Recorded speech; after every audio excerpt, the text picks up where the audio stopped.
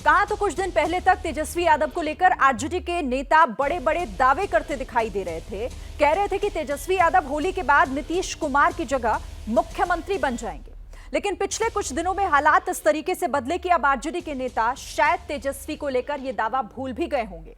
जमीन के बदले नौकरी घोटाले में पिछले कुछ दिनों के दौरान जिस तरह से सीबीआई और ईडी इस वक्त एक्शन में नजर आ रही है, उससे तेजस्वी के राजनीतिक भविष्य पर भी सवाल खड़े हो गए हैं।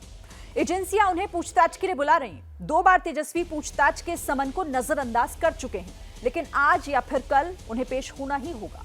और पिछले दिनों जिस तरीके से कथित शराब घोटाले में दिल्ली के डिप्टी सीएम मनीष सिसोदिया की गिरफ्तारी हुई है, उससे ये सवाल भी उठने लगे हैं कि क्या अब अगला नंबर बिहार के डिप्टी सीएम का तो नहीं है। सवाल यह भी है कि उत्तर से लेकर दक्षिण तक सीबीआई और ईडी इन दिनों काफी एक्शन में क्यों है। दिल्ली, बिहार, तेलंगाना और महाराष्ट्र में विपक्ष के नेताओं पर जांच एजेंसियों का फंदा कसता जा रहा है। क्या इसका 2024 के चुनाव से कनेक्शन तो नहीं है? सुनिए जांच एजेंसियों के एक्शन पर अलग अलग रिएक्शन। दूसरों को हमेशा बदनाम करके, लोकतांत्रिक संस्थाओं का मिसयूज करके और उसको अपना जो है निजी तौर पर यूज करके आज जो है विपक्ष को और माननीय लालू प्रसाद यादव जी, तेजस्वी यादव जी, उनके संपूर्ण परिवार को और विपक्षियों को जो है प्रताड़ित करने का काम किया जा रहा है। सीबीआई, ईडी, इनकम टैक्स, ये सब सरकार के इशारे पे काम करती है। ये बीजेपी कांग्रेस के रास्ते है। कांग्रेस ने भी देश के बहुत सारे नेताओं पे ईडी, सीबीआई, इनकम टैक्स समय समय पे मारे हैं। उसी रास्ते पर बीजेपी है, तो बीजेपी कौन सा नया काम कर रही है? अपने कुकर्मों की सजा वह परिवार स्वयं पा रहा है। इसके लिए वह लोग दूसरों को दोष दे रहे हैं। जितने लोग पकड़ा रहे हैं वह लोग शोर मचा रहे हैं। उन्हें शर्म आनी चाहिए। उन्हें बिहार की जनता से माफ़ी मांगनी चाहिए कि मेरे परिवार ने जो अपराध किया, अब इसके बाद मैं कभी कोई अपराध नहीं करूंगा। तो इस एक्शन पर अलग अलग दलों के रिएक्शन आपने सुने, लेकिन इसी बीच देखिए सवाल कई खड़े हो जाते हैं। सवाल यह कि क्या लैंड फॉर जॉब घोटाले में तेजस्वी यादव फंस गए हैं? सवाल यह भी यहां उठता है कि क्या तेजस्वी पर कार्रवाई से बिहार में सीएम की लड़ाई थम जाएगी? और चुनाव से 1 साल पहले एजेंसियों के एक्शन में आखिर तेजी क्यों आई है? क्या विपक्ष के भ्रष्टाचार का मुद्दा, इसे मुद्दा बनाकर चुनाव लड़ने जा रही है बीजेपी? और सवाल यहां पर यह भी उठता है कि भ्रष्टाचार के केस में अब अगली गिरफ्तारी किसकी होगी? और आज की हुंकार इन्हीं सवालों पर होगी। सभी हमारे साथ खास मेहमान भी बने हुए हैं जो हम चर्चा में हमारे साथ जुड़ेंगे और इनके साथ हम चर्चा आगे बढ़ाएंगे। तो सबसे पहले मैं आपको बता दूं कि हमारे साथ कौन कौन जुड़ा हुआ है जो चर्चा में शामिल हो रहा है। गुरु प्रकाश पासवान, प्रवक्ता बीजेपी, इस वक्त आप देख रहे हैं। इसके साथ ही अतुल लोंढे पाटिल, प्रवक्ता है कांग्रेस के, वो भी हमारे साथ जुड़ रहे हैं। मृत्युंजय तिवारी हैं आरजेडी के प्रवक्ता, उन्हें भी आप इस वक्त स्क्रीन पर देख रहे हैं। जेडीयू के प्रवक्ता अभिषेक झा भी हमारे साथ हैं। एके वाजपेयी प्रवक्ता हैं एलजेपी, रामविलास पासवान, वो भी इस वक्त आपको टीवी स्क्रीन पर नजर आ रहे हैं। आप सभी का बहुत बहुत स्वागत है एबीपी न्यूज पर। लेकिन जिस तरीके से इस पूरे कार्रवाई में अब जांच की जो आंच है वो तेजस्वी यादव तक पहुंचती दिख रही है, तो शुरुआत में आरजेडी के नेता मृत्युंजय तिवारी से ही कर लेती हूं। क्या फंसते हुए नजर आ रहे हैं यहां पर तेजस्वी यादव? नहीं, देखिए सरीन जी, तेजस्वी यादव जी को फंसाने के लिए तो 2017 से ही चक्रव्यूह रची जा रही है। 2017 में क्या हुआ था? 8,000 करोड़, तो ये मॉल, तो ये क्या हुआ? 5 वर्ष तक तो डबल इंजन की सरकार थी ना। बीजेपी सरकार में बिहार में भी थी, केंद्र में भी थी। सारे चीज़ों का बीमारी जो है सबको पता है क्या है। इस बीमारी का अब बीजेपी चाहे लाख दवाई करे आईटी, ईडी, सीबीआई के माध्यम से, बीजेपी 2024 की लड़ाई नहीं जीत पाएगी। जनता सब देख रही है। आज तेजस्वी यादव जी हों, सभी विपक्षी नेताओं के यहाँ आईटी, ईडी, सीबीआई जा रही है। कर्नाटका में बीजेपी एमएलए के यहाँ करोड़ों रुपये मिले। कहाँ है आईटी, ईडी, सीबीआई? देश की जनता की गाढ़ी कमाई, खजाना लूटकर चले गए विजय माल्या, नीरव मोदी, मेहुल चौकसी, अडानी, कहाँ हैं? ये ईडी और आईटी और सीबीआई इतना सक्रिय रहते तो आज ये हालात नहीं होते जो लोग फरार हैं, भगौड़े हैं। तेजस्वी यादव जी राजनीति में, लोकतंत्र में राजनीति लड़ाई लड़ी जाती है। इस अभी तरह तो से देखिए, अभी तो किसी देखिए ने खुलासे आज तक होने जांच बाकी है, लेकिन एजेंसियों फिर का भी जांच ही शुरुआती नहीं तौर देखा पर होगा जो कि ईडी की 18 तैयारी और जो घंटे, जांच 20 में घंटे सामने आ रहा है आप वो तो ये बता रहा है कि गर्भवती करोड़ों का पत्नी हो घोटाला घर है, में, छोटे-छोटे भ्रष्टाचार तो बच्चे है हो, कहीं ना कहीं। आप जांच कर रहे हैं और ये भ्रामक खबर फैला रहे हैं इतने करोड़ रुपए सूत्र के हवाले से। ये कौन उत्पाती सूत्र है ये पता ही नहीं चल रहा है। इसके पहले जो सूत्र हवाले से खबर चलाई गई उसका क्या हुआ, पहले उसका तो हिसाब कर देते। कल तो तेजस्वी यादव जी ने कह ही दिया, स्पष्ट रूप से चुनौती दी। ठीक है। अगर जो लोग ये उत्पाती सूत्र भ्रामक खबर चलाने वाले हैं, अगर वो सीजर लिस्ट को जारी कर खबरें देंगे तब भ्रामक बेचारे हैं का या क्या उनमें होगा? कितनी सच्चाई है ये तो साफ हो CBI जाएगा। को भाजपाई लेकिन ना पहले बनाए, तो यही दिखाई दे केंद्र रहा है, की शुरुआत सरकार में कम से कम ईडी की इतना जांच तो रहम यही करे, कह रही है जांच कि एजेंसियों करोड़ों का की घालमेल तो है। ठीक है, इतना गुरु नीचे प्रकाश न का मैं गिरा रुख कर लेती हूँ। गुरु और प्रकाश एक जी, बात तो एक बात स्पष्ट ठीक है मृत्युंजय जी, अब जवाब ले लेते हैं। आपके पास मेरी आवाज नहीं पहुंच रही है, मुझे लगता है शायद इसीलिए आप बोल रहे हैं लगातार। गुरु प्रकाश जी, ये सब कुछ 2024 की तैयारी है क्या? जी नहीं, बिल्कुल। अभी मैं सुन रहा था राष्ट्रीय जनता दल के प्रवक्ता की बातों को। मेरे पास एक न्यूज़पेपर की कटिंग है, इंडियन एक्सप्रेस 2008। ये पहली बार इस प्रकरण का उजागर किसने किया था? लैंड फॉर जॉब, नौकरी के लिए जमीन, ये जो भ्रष्टाचार है, ये जो स्कैम है, इसका उजागर जनता दल यूनाइटेड के राष्ट्रीय अध्यक्ष श्री ललन सिंह ने किया था 2008 में। तो ये देखना चाहिए गिरबान में जाकर के। आज हमारे ऊपर आरोप लग रहा है कि हमने किया था 2004 से 2009 यूपीए 1 की सरकार। मंत्री कौन था? रेल मंत्री लालू यादव। 2009 में लालू यादव वहां नहीं थे। सीबीआई इंक्वायरी किसने की थी? ममता बनर्जी ने की थी। ममता बनर्जी करती हैं, ललन सिंह करते हैं। 1995 में कांग्रेस की सरकार ने उनको गिरफ्तार कराया था और आज हमारे ऊपर आरोप लग रहा है। ये मेरे समझ से परे है। देखिए, आपको स्पष्टीकरण करना पड़ेगा। 2022 से 2047 जो अमृत काल है, देश के यशस्वी प्रधानमंत्री श्री नरेंद्र मोदी जी ने लाल किले के प्राचीर से कहा है कि भ्रष्टाचार और भाई भतीजावाद जो भारत की राजनीति में दो कैंसर हैं, उनको हम समाप्त करेंगे। और राष्ट्रीय जनता दल से उठ रही है, 2023 चल रहा है, अगला साल 2024 का है, तो ये अचानक से तेजी क्यों? सवाल इसको लेकर, इसकी टाइमिंग को लेकर उठ रहा है। ऐसा तो है नहीं कि मामला नया नया है। अरे लगातार नहीं, ऐसा है। 2007 में सीबीआई इंक्वायरी, 2015 में सीबीआई इंक्वायरी, 2008 में ललन सिंह बोलते हैं। हर चीज को चुनाव से जोड़ करके देखना ठीक नहीं है। 2014 में बिहार की जनता ने अपना आशीर्वाद किसको दिया? नरेंद्र मोदी जी को, भारतीय जनता पार्टी को। 2019 में 40 में से 39 सीटें भारतीय जनता पार्टी को प्राप्त हुई। तो चुनाव की दृष्टि से हम कोई काम नहीं करते हैं, लेकिन हमने प्रण लिया है कि भारत में जो राजनीति में जो दो कैंसर हैं, भ्रष्टाचार और भाई भतीजावाद, हम इस कैंसर से भारत की राजनीति को मुक्त करेंगे जब हम अमृतकाल में प्रवेश करेंगे। आपको जवाब देना होगा। दक्षिणी दिल्ली में इंडियन एक्सप्रेस आज का है 150 करोड़ का बंगला, 150 करोड़ का बंगला है न्यू फ्रेंड्स कॉलोनी में तेजस्वी यादव के नाम का। आप 4 लाख रुपए का खरीदते हैं। तो ये देश की जनता के साथ धोखाधड़ी नहीं है, हमारे टैक्स पेयर के पैसों के साथ धोखाधड़ी है कि नहीं, स्पष्टीकरण कौन देगा? आपको सफाई देना होगा। आप आज इस प्रकार से झूठ का एक जो नोटों पर्दा के बना रहे गद्दी हैं, पर उस बीजेपी झूठ के पर्दे नेता पीछे आप सोए नहीं थे, छुप सकते हैं। भूल गए। जो भ्रष्टाचार आपने किया है, आपने जो फिर बीच में मत बीजेपी बोलिए। के नेता राष्ट्रीय जनता दल का संस्कार यहां मत नोटों के दिखाइए। गद्दी आपने पर सोए भ्रष्टाचार हुए हैं। किया है। आपने वहां नहीं लगातार, दिख अरे रहा आपके साथी ने भ्रष्टाचार। बोला है, ललन सिंह ने कहा था, ललन सिंह से जाके तो पूछिए। सबसे ज्यादा बीजेपी ललन सिंह ने किया कहा है। था, सर, ललन सिंह ने कहा था बीजेपी जनता सबसे दल बड़ी यूनाइटेड- भ्रष्टाचार बीच में जनता चिल्लाने से पार्टी आपका जो बीजेपी झूठ है वो करना। सच नहीं हो जाएगा। लगातार लगातार आप, नहीं, अरे चिल्लाने ललन सिंह से जी तो कह रहे आप थे, हमने चिल्लाएंगे नहीं कहा तो था। कैसे ललन होगा? सिंह जी ने कहा, करके ललन गुरु सिंह ने प्रकाश कहा, जी और मृत्युंजय तिवारी। ललन सिंह जी ने कहा था। आरोप लगाने की बजाय तथ्यों पर बात कीजिए। एक सेकंड गुरु प्रकाश जी, अब आप क्योंकि सवाल पूछ रहे हैं तो एक मिनट, अब मैं 1 मिनट मृत्युंजय जी से इसका जवाब दूं। मृत्युंजय जी, 17 में इसी तरह का भ्रामक खबर फैलाई गई थी, किसने उसका फैलाया रिजल्ट क्या हुआ? था? किसने फैलाया था भ्रामक 17 खबर का पहले 2017 हिसाब में? दे। नाम लीजिए ना, किसने फैलाई थी किसने फैलाया? 2017 में? ये बीजेपी के लोगों ने फैलाई थी। ये बीजेपी के किस बीजेपी लोगों ने ने? फैलाई थी, मीडिया के इसका उजागर मीडिया के किसने लोगों किया ने था? फैलाई थी। इसका अभी तो इसे उजागर किसने किया था? वही ना जिनके बोलने साथ का आप आज आता, सत्ता में गुड़गांव में मॉल है तेजस्वी यादव का। आप सुन नहीं रहे उसका मृत्युंजय क्या तिवारी, हुआ? पूरी बात वो आपको गलत समझ नहीं निकला। आई। एक मिनट, किन लोगों की बात कर रहे हैं आप? उन्हीं लोगों की ना पूरी जिन्होंने बात इस मामले को बीजेपी उजागर किया। वो कौन था? के भ्रष्टाचार का ये दोहरा पैमाना नहीं चलेगा। सर, आप जो सोच कर आए वही बोलेंगे तो ऐसी बात नहीं हो पाएगी। ठीक है, तथ्यों के बात मत करिए। ठीक है सर। मेरे साथ यहाँ पर अतुल भाई, पाटिल भी हिम्मत बने है तो हुए हैं। मैं अब करें ना अतुल पाटिल का रुख बीजेपी करूंगी। 1 मिनट, ठीक है, और भी मेहमान है। अतुल पाटिल जी आइए।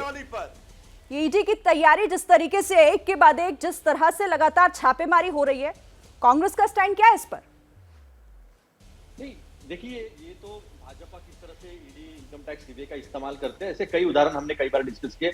मुकुल रॉय से लेकर प्रताप सरनाईक, भावना गवली तक। भावना गवली तो एब्सकॉन्डिंग थी, 100 करोड़ के आरोप तो इनके ही पीरियड्स में मैंने किए थे, लेकिन वो एब्सकॉन्डिंग एक आरोपी प्रधानमंत्री के घर पे निकलता है, सबने देखा है। तो मैं कुछ तथ्य आपके सामने रखना चाहता हूँ। देखिए ईडी में अमेंडमेंट 2018-19 में की थी, अभी और कुछ चीजें जो ऐड की गई है उसमें पर्सन एक्सपोज टू पॉलिटिक्स ये एक ऐड किया है, दूसरे जजेस ऐड किए हैं। तो अभी देखिए जज को तो एक इंडिपेंडेंस ऑफ जुडिशरी गुरु प्रकाश समझते हो बात को, जो न्यायालयीन सक्रियता, न्यायालय के स्वतंत्रता को एक कॉन्स्टिट्यूशनल प्रोटेक्शन है, उनको डराने के लिए जजेस को भी इसमें कवर में लाया गया और पर्सन एक्सपोज टू पॉलिटिक्स इनको भी लाया गया। तो ये कैसा है कि जिसने मनी लॉन्ड्रिंग किया उनको वैसे भी पीएमएलए में ला सकते हो, ईडी उनका वैसे भी इन्वेस्टिगेशन कर सकती है। लेकिन ऐसा क्यों डाला है? तो मुझे ऑरेविले का 1984 नाम का एक मूवी है जिसमें बिग ब्रदर जो हुकुम शाह होता है, जो तानाशाह होता है, वो इंडिविजुअल व्यक्ति के हर मूवमेंट पर ध्यान रखता है और उसको कंट्रोल करता है। प्यार करने के लिए भी, मोहब्बत करने के लिए भी सरकार की इजाजत होना जरूरी होता है। तो ये जो तानाशाही जो है वो उसमें अभी छोटे मोटे व्यापारी, जजेस के ऊपर भी ये बताया गया है कि देखो हम आपको भी छोड़ेंगे नहीं, अगर हमारे हिसाब से नहीं होगा तो आपको भी छोड़ेंगे नहीं। और पॉलिटिकली एक्सपोर्ट्स पर्सनालिटी ये क्यों डाला गया? तो ये छोटे मोटे पॉलिटिशियंस जो है उन्हें भी डराने के लिए डाला गया। मतलब आप थोड़ी ये बहुत कह रहे हैं, बातें प्रशासनिक आपकी बात का मायना ये हुआ कि डराने धमकाने के लिए, और क्योंकि अगला साल 2024 यानी कि लोकसभा चुनावों का है, तो उससे पहले की ये सारी कार्रवाई। गुरु प्रकाश जी इस पर जवाब दीजिए। ठीक है, जवाब लेते हैं गुरु प्रकाश जी, फिर अभिषेक झा भी मेरे साथ जुड़ गए। नहीं देखिए, मैंने ध्यानपूर्वक सुना हमारे जो कांग्रेस के सम्मानित साथी उन्होंने कुछ कहा। देखिए ईडी ने, इन्फोर्समेंट डायरेक्टरेट ने ये सुप्रीम कोर्ट में ये आंकड़ा रखा हुआ है, 1 लाख करोड़ रुपए की संपत्ति को अटैच किया है। 1 लाख करोड़ रुपए की संपत्ति को इन्फोर्समेंट डायरेक्टरेट ने अटैच किया है, जो देश के लोगों की संपत्ति है। और इसमें कौन कौन है? Iqbal Mirchi, underworld don, Hafiz Saeed, UN designated terrorist, Syed Salahuddin, UN designated terrorist. तो आप खुद देख लीजिए, देश की जनता को तय करना है। एक तरफ ईडी का विरोध कांग्रेस कर रही है और एक तरफ ईडी के पिंजड़े में यही घोर आतंकी लोग हैं। और जहां तक लैंड फॉर जॉब की बात है, हमने तो इसकी बात ही नहीं की। इसको एक्सपोज किया है लालू यादव जी की पार्टी की साथी ने, ललन सिंह जी ने एक्सपोज किया है 2008 में। आज हमें आलोचना झेलना पड़ रहा है। मैं आऊंगी ममता बनर्जी जी ने एक्सपोज किया है, आलोचना हम झेल रहे हैं। कांग्रेस ने गिरफ्तार किया, आलोचना हम झेल रहे हैं। नहीं, ये प्रॉपर्टी सीजर का बताना जरूरी है शिरीन जी, नहीं तो बात निकल जाएगी। ठीक है, 30 सेकंड में बात पूरी करें। बोलिए। हाँ, ऐसा है कि सेक्शन 3 में इन्होंने अमेंडमेंट किया है, इन्होंने इतने स्ट्रिंजेंट अमेंडमेंट किए हैं, शेड्यूल्ड ऑफेंस है ये, उन्हें भी पता है। FATF, financial action task force जो यूएन का है, उसके हिसाब से ईडी बना, पीएमएलए बना है 2002 में। ये हमने बनाया करके ये झूठ फैलाते, एक इनके प्रवक्ता है वो झूठ फैला रहे थे, उनका उस दिन भी एक्सपोज किया। अब ये प्रॉपर्टी का सीजर जो है, ये सीजर उनका किया, बराबर किया, वो उसमें कोई दोहराई नहीं है, वो अच्छी बात है क्योंकि वो शेड्यूल्ड ऑफेंस है। अभी शेड्यूल्ड ऑफेंस में सारे ऑफेंस डाल दिए इनकम टैक्स के भी, और ये इनकम टैक्स के ऑफेंस डाल के संपत्ति सीज करना, ये मैजिस्ट्रेट को बताए बगैर ये कर सकते हैं। यानी किसी भी आम आदमी पे हाथ डाल सकते हैं, जो भी विरोध करेगा, चाहे वो पत्रकार हो, चाहे वो छोटा मोटा पॉलिटिशियन हो, चाहे वो कोई ऐसा भी तो हो, नहीं है ना अतुल पाटिल जी, ऐसा तो नहीं है ना कि किसी का भी तानाशाह दरवाजा खटखटा के और किसी के भी घर पर तलाशी ले ली जाए। कोई ना कोई ऐसा सबूत या कोई ना कोई ऐसी जानकारी, कोई ऐसा क्लू तो जरूर होगा ना इन एजेंसियों के पास। ठीक है, अभिषेक झा मेरे साथ जुड़ गए। अभिषेक झा, आप थोड़ा देरी से जुड़े हैं, लेकिन यहाँ पर हमारे साथ गुरु प्रकाश बीजेपी से जो जुड़े हैं, वो ये कह रहे हैं कि जब आप लोगों ने मामला उजागर किया था, मामला तो उजागर आप ही ने किया था ना, ये फिर अब जब यहां पर समन जारी हो रहा है, जब ईडी पूछताछ के लिए बुला रही है, अपनी कार्रवाई कर रही है, तो फिर सवाल क्यों उठाया जा रहा है? आपको मेरी आवाज मिल रही है? जी, आपको मेरी आवाज मिल रही है? हाँ अभिषेक जी बोलिए, सुन रही हूं मैं। हाँ, मैं ये कह रहा हूं कि देखिए, लगातार आप जानती हैं कि भारतीय जनता पार्टी के लोगों की नीयत एक ही है कि कैसे बुनियादी मुद्दों से ध्यान भटका। आज लगातार जब एक्शंस हो रहे हैं, आप किसी भी भाजपा के प्रवक्ता की लाइन की बातचीत सुन लीजिए, आपको ऐसा लगेगा जैसे ये लोग स्वायत्त संस्थाओं के प्रवक्ता के रूप में बात करते हैं। स्वायत्त संस्थाओं पर अगर सवाल उठाया भी जाता है विपक्ष के नेताओं की तरफ से, या कोई आम नागरिक उठा सकता है, तो वैसी परिस्थिति में ये लोग ऐसे डिफेंड करने कूद जाते हैं मैदान में जैसे सचमुच इन लोगों ने ही ठिकाना ले रखा। वो कहावत है ना सवाल कि एक चोर की अभिषेक दाढ़ी जी, में तिनका होता है। आप मेरा सवाल तो कुछ डिफेंड और था, शायद करेंगे। आप समझ नहीं पाए, मैं फिर से पूछ रही हूँ। मामला उठाया गया था जेडीयू की तरफ से, और इस मामले में अगर आज जांच हो रही है, तेजस्वी यादव को अगर समन जा रहा है, बुलाया जा रहा है पूछताछ के लिए, तो क्या ये गलत है? नहीं, पूछताछ करने में क्या गलत है? पूछताछ करने के लिए तो भाई आप मुझे भी बुला सकती हैं, आपको भी कोई बुलाए तो आप जा सकते हैं। लेकिन चीजें क्या सामने आती हैं, आप ये बताइए ना कि इतने साल से, अगर 2008 का ही मामला है, तो क्या हमारी केंद्रीय जांच एजेंसियों की पात्रता पर सवाल नहीं उठता है कि 14 वर्ष का समय बीत चुका है और अभी तक कोई नतीजा सामने नहीं आया है? और आपके अंदर जब भी महागठबंधन का स्वरूप बिहार के तैयार होता है तभी आप लोग जाग जाते हैं। तो कहीं ना कहीं ये चीज संदेहास्पद तो लगती ही है ना कि भाई 14 वर्षों का समय बीत जाता है, आप किसी नतीजे पर नहीं पहुंचते हैं, अभी भी आप पूछताछ के ही दायरे में अपने आप को समेट कर रखे हुए हैं, सिर्फ एक ही नियत से कि कैसे टॉर्चर किया जाए, कैसे छवि को धूमिल किया जाए। अरे भाई, अपनी बात कहने के लिए तो कोई भी सोचता है। आज मैं इस दल का सदस्य हूं, मुझे लगेगा कि कोई एक व्यक्ति है तो इसका मतलब ये नहीं है ना, ठीक है, इसका मतलब ये नहीं हुआ ना, लेकिन अभिषेक जी की अगर इसमें जांच में देरी हो रही है तो फिर जांच होनी ही नहीं चाहिए, फिर पूछताछ के लिए बुलाया नहीं जाना चाहिए, फिर तो टाइमिंग को लेकर भी सवाल नहीं उठाना चाहिए। ठीक है, आपका ये देरी क्यों हो रही है, इसका जवाब मैं गुरु प्रकाश जी से लूंगी। लेकिन हमारे साथ एक और मेहमान है, एलजेपी रामविलास की तरफ से AK वाजपेयी इस वक्त हमारे साथ हैं। AK वाजपेयी जी, ये जो घमासान बढ़ता जा रहा है, लगातार जांच एजेंसियों के रडार पर अलग अलग सियासी दलों के जो नेता हैं, क्या एक मैसेज जा रहा है कोई, या फिर इस कार्रवाई को आप किस तरीके से देख रहे हैं? भाई ये तो 2014 में बड़ा क्लियर डिक्लेरेशन है बीजेपी का कि करप्शन के खिलाफ जीरो टॉलरेंस रहेगी, और ये उसी का नतीजा है। जब से 2014 से आए हैं, सरकारें काम कर रही हैं, एजेंसियां काम कर रही हैं, लेकिन ये क्या कह रहे हैं कि भैया पहले उसको पकड़ो, काले वाले को, और फिर लाल वाले को पकड़ो, फिर सफेद वाले को पकड़ो, फिर हम को पकड़ो। तो ये आर्ग्यूमेंट तो चलता नहीं ना। जिसने क्राइम किया है उसको, उसके खिलाफ एक्शन होगा, और एक्शन कानून के हिसाब से होगा। क्रिमिनल जूरिस्प्रूडेंस में कोई लिमिटेशन नहीं होती, क्योंकि क्राइम करने वाला आदमी छुप छुपा के क्राइम करता है, शातिर तरीके से क्राइम करता है, उसको डिटेक्ट करना होता है, और खाली डिटेक्ट नहीं करना होता, उसके लिए एविडेंस भी ढूंढे जाते हैं। एक सेकेंड, एविडेंस भी ढूंढे जाते हैं। और ये सारा मसौदा जब तैयार होता है वो कोर्ट की जुडिशियल स्क्रूटनी में होता है। जैसे ही एजेंसी ने अरेस्ट किया, 24 घंटे के अंदर कोर्ट में पेश करना है, और कोर्ट कहेगा लाओ भाई क्या है इनके खिलाफ। अगर कुछ नहीं होगा तो उसी वक्त कोर्ट डिस्चार्ज कर देता है। क्या बातें कर रहे हैं कि जी क्या करेगा? अच्छा एक बात बताइए, जो आदमी क्राइम करेगा वो क्या करेगा? अपना कोई ना कोई डिफेंस तो तैयार करेगा ना। तो ये इनका डिफेंस है कि पॉलिटिकल वेंडटा है, बीजेपी के नेताओं की वॉशिंग मशीन है। ये इस तरह दाएं बाएं जाएंगे, क्राइम पे बात नहीं करेंगे। एक सेकेंड, अरे रुक तो जाओ, रुको ना जरा, समझने दो ना। क्राइम ये कौन सा टाइम आ गया है? कर्नाटका में बीजेपी एमएलए के यहाँ मिले 8 करोड़ रुपया, कहाँ हुआ, क्या हुआ? भ्रष्टाचार को तो कंडेम करना पड़ेगा ना। भ्रष्टाचार का मतलब है, ठीक है, चलिए जवाब मृत्युंजय जी, तो कौन इसका अधिकार देगा? ठीक है, कौन अधिकार देगा? जवाब ले लेते हैं। या मान लो आप अपोजिशन है तो कोई एग्जम्पशन मिल जाएगी आपको। ठीक है वाजपेयी जी, आप जवाब ले लेते हैं। बताइए। हाँ, एक मिनट। देखिए सेरिन जी, सबसे बड़ा आश्चर्य क्या बात है, जो सवाल हम उठाए वो सवाल का जवाब कोई दे ही नहीं पा रहे सत्ता में बैठे लोग। हम पूछ रहे भ्रष्टाचार का दोहरा पैमाना कैसा? ये कौन सा तिलिस्म है कि भाजपा नेता आज जितने भी हुए हैं कार्रवाई 14 के बाद मोदी जी के सरकार में, आप देखिए सिर्फ विपक्षी नेताओं के यहाँ, तृणमूल कांग्रेस में जब तक मुकुल राय रहते हैं वहां, तब तक जो है मुकुल राय बहुत भ्रष्टाचारी, बीजेपी में आ गए सदाचारी। अजित पवार जी के साथ महाराष्ट्र में क्या हुआ था? रात के अंधेरे में शपथ दिला दिया, वो हो गए सदाचारी, सारा भ्रष्टाचारी खत्म। ये जो बीजेपी से हाथ मिलाएंगे तो वो हो जाएंगे सदाचारी, जो नहीं मिलाएंगे वो भ्रष्टाचारी। ये कौन सा पैमाना है? आप अडानी जी के कोई भ्रष्टाचार पर कुछ नहीं बोलते, पैसा वो सदाचारी, और जो विपक्ष में रहेगा वो भ्रष्टाचारी। ये इतना ड्रग्स मिला, उसका क्या हुआ? ये सवाल है, और इस सवाल का जवाब आप दीजिएगा, और साथ ही वो सवाल भी कि आखिर क्या ऐसे मामलों में अगर इतने साल लग जाएं, उसकी टाइमिंग पर सवाल का जवाब, जांच एजेंसियों की जो क्रेडिबिलिटी है वो सवालों के घेरे में नहीं आती है। फिर 2017 से 5 वर्षों में अभी तक क्या हुआ कार्रवाई बताएं। आप एक मिनट सुनते हैं। मैं बीच में नहीं बोल रहा था। शिरीन जी देखिए, बोलिए। शिरीन जी हाँ, एक सिविल डिबेट करेंगे तो अच्छा रहेगा।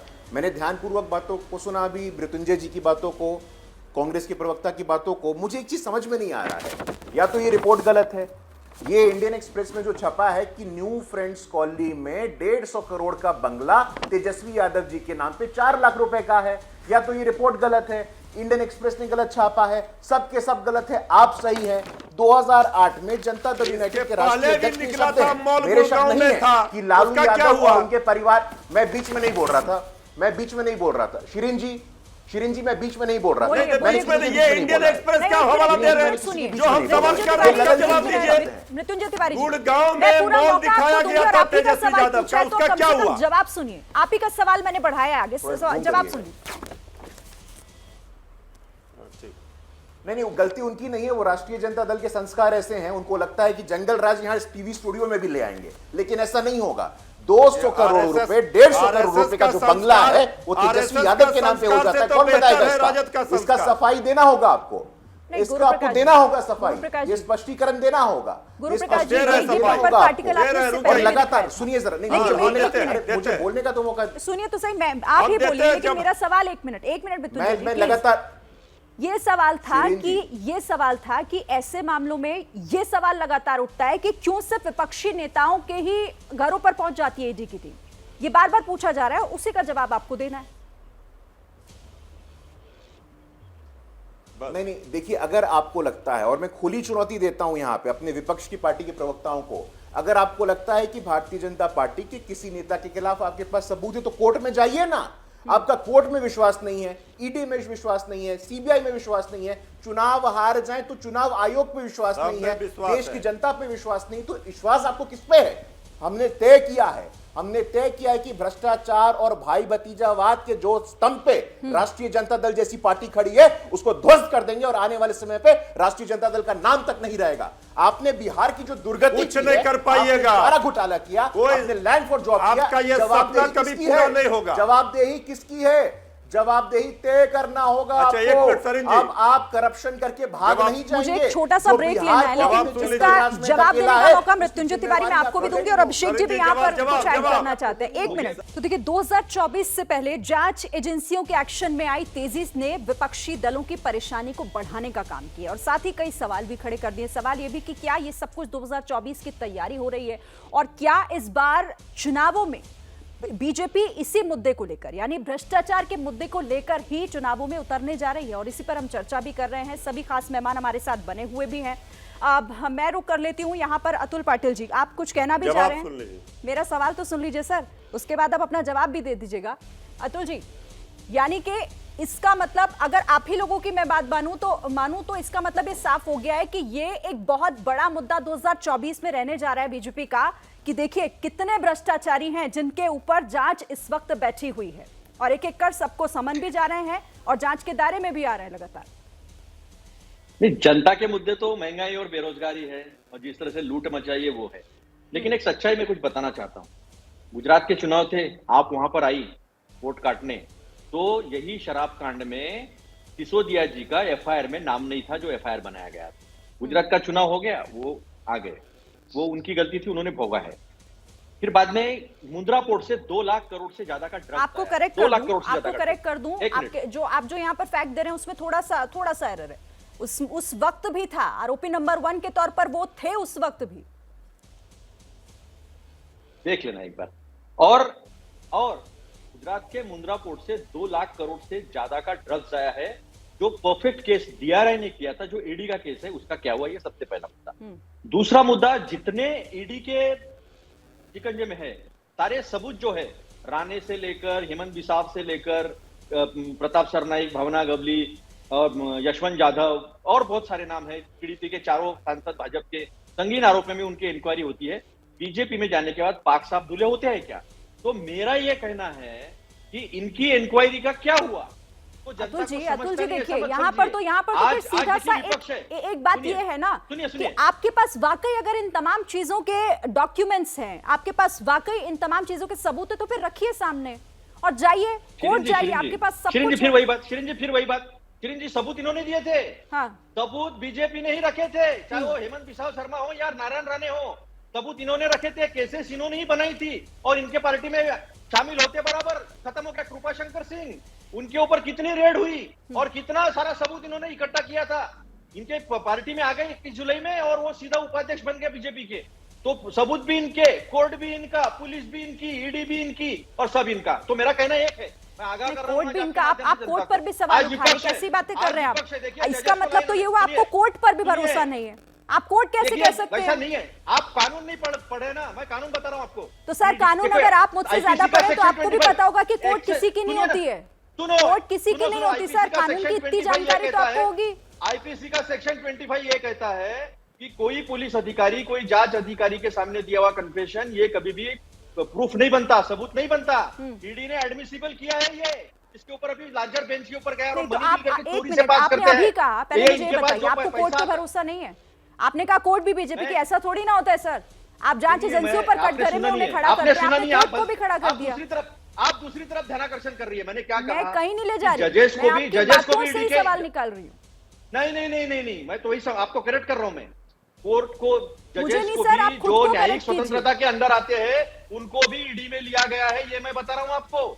आप समझ लीजिए, आज विपक्षी दल है, कल व्यापारी होंगे, परसों पत्रकार होंगे और नरसों आम आदमी भी होगा। ये बिग ब्रदर चल रहा है। ये सारी चीजें लेकर आप जाइए कोर्ट, चुनाव कोर्ट सबकी सुनता है, आपकी भी सुनेगा और भरोसा कीजिए। ठीक है, चलिए गुरु प्रकाश जी, सीधा आरोप कि सब कुछ इस वक्त आप लोगों की मुट्ठी में है और सब कुछ आप ही लोगों के कहे अनुसार हो रहा है, सीधा आरोप यहाँ अतुल पाटिल लगा रहे हैं। नहीं, मैंने सुना और काफी लंबी उनकी लिस्ट थी, उसमें उन्होंने लगता है एक चीज को कहना भूल गए, देश की जनता भी हमारी है, देश की जनता भी हमारी है, जो 2014 में हमें आशीर्वाद दिया, 2019 में हमें आशीर्वाद दिया, 2019 में आपके नेता राहुल गांधी जी को अमेठी तक से निकाल दिया। कोर्ट पर सवाल खड़ा करते हैं आप तो संविधान के जानकार हैं।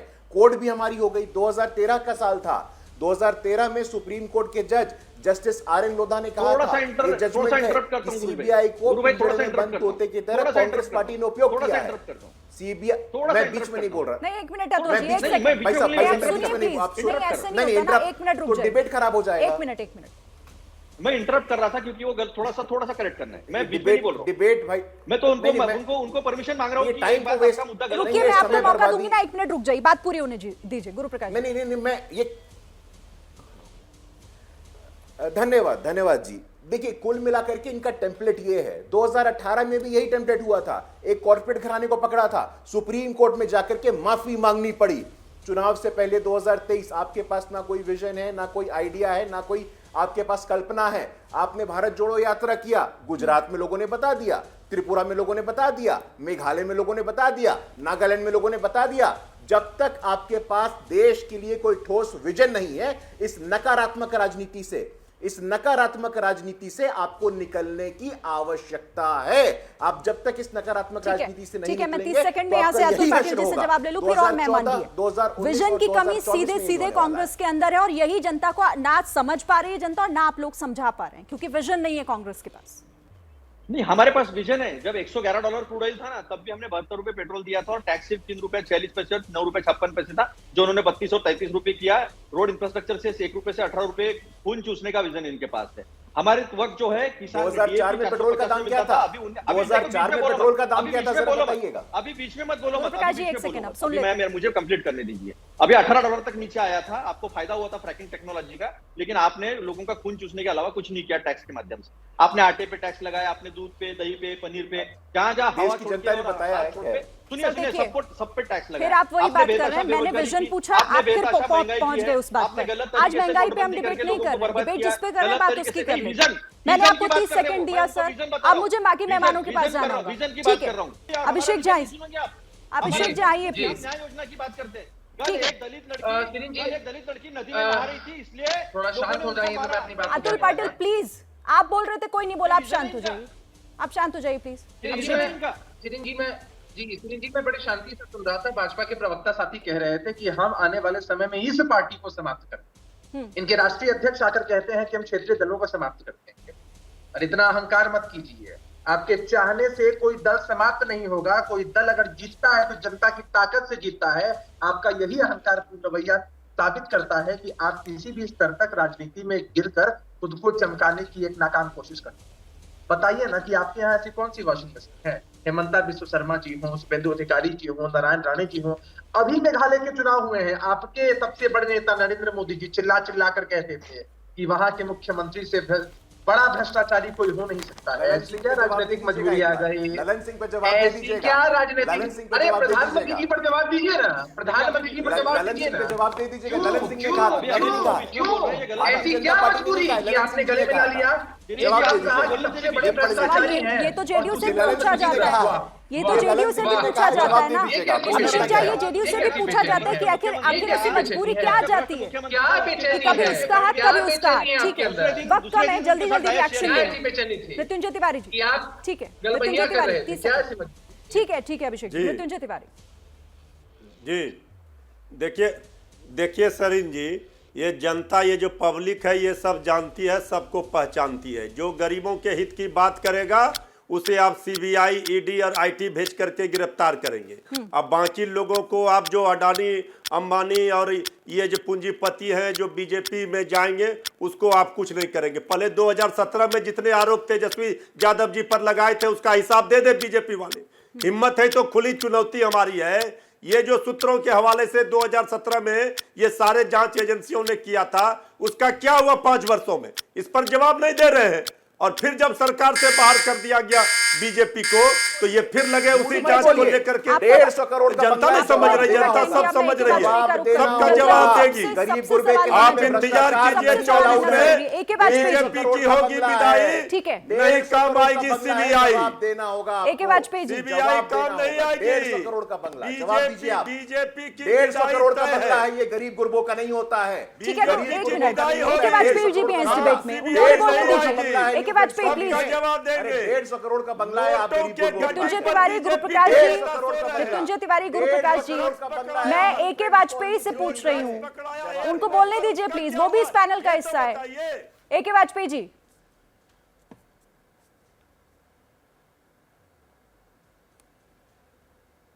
AK वाजपेयी जी, अब तक आवाज पहुंच रही है मेरी? हेलो, जो है आग लगा दिया था। जी आ रही है, जी बताइए। AK वाजपेयी जी, तो क्या ये जो आरोप लगाया जा रहा है, क्योंकि 2024 नजदीक है इसीलिए सारी जांच एजेंसियों को एक्टिव कर दिया गया है, क्या यही होने जा रहा है और यही हो रहा है? नहीं, ये देखिए जनता सब देख रही है। आप समझिए, चुनाव तो 24 में है, 25 में भी है, 23 में भी है, उससे कोई लेना देना नहीं है। लेकिन जनता एक चीज बड़ी साफ गोई से देख रही है कि सारे अपोजिशन के लीडर भ्रष्टाचार के साथ खड़े हुए हैं क्या? मतलब वो ये कह रहे हैं कि भ्रष्टाचार की जांच भी मत करो, तो जनता क्या जवाब नहीं देगी इनको? और नीतीश बाबू तो बिल्कुल ही बेशर्मी पे आ गए हैं क्या? मतलब 2017 में इस्तीफा दिया था, सरकार छोड़ी थी, और अब जाके वो भी भ्रष्टाचार के साथ खड़े। ठीक है, कह रहे 2017 में जो हुआ था, उसके बाद क्या हुआ? उसके बाद इन्वेस्टिगेशन चलती रही और जो एविडेंस कलेक्ट हो रहे हैं, 150 करोड़ का बंगला 4 लाख में खरीदा जा रहा है। उसका मतलब अगर आप लोगों के मन में संशय है तो क्या भ्रष्टाचार के खिलाफ कार्रवाई शुरू भी ना हो? ये वाजपेयी जी जो कह रहे हैं ना, ये तो क्या है, जिधर दम उधर हम, कल हमारी सत्ता आ जाएगी, हमारे पीछे पीछे दौड़ना शुरू हो जाएगा, भैया हमें ले लो, भैया हमें ले लो।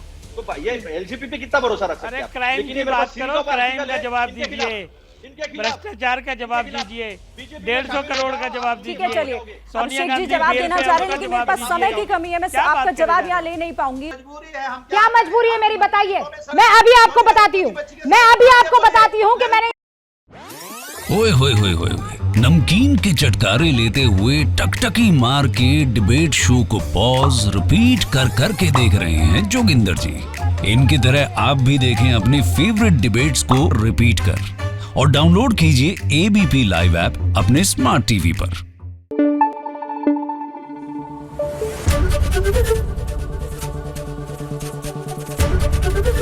ABP न्यूज आपको रखे आगे।